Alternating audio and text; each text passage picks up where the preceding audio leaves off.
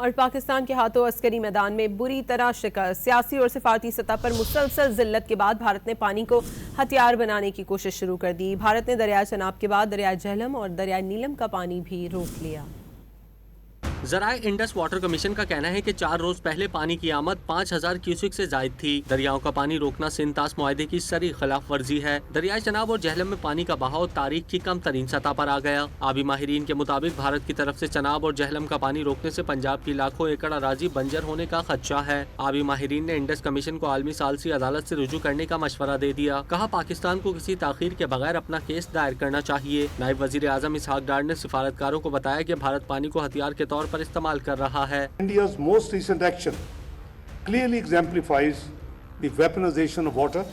The international community must take notice of India's continued disregard of a bilateral treaty and counsel India to act responsibly in accordance with international law and established norms. Indus water commission کے ذرائع کے مطابق دریائے چناب سے پانی کا اخراج کم ہو رہا ہے۔ چناب میں ہیڈ مرالہ سے پانی کا اخراج 0 ہو گیا۔ ذرائع کے مطابق قادر آباد خانقی بیراج سے نکلنے والی نہروں کو پانی دستیاب نہیں ہوگا۔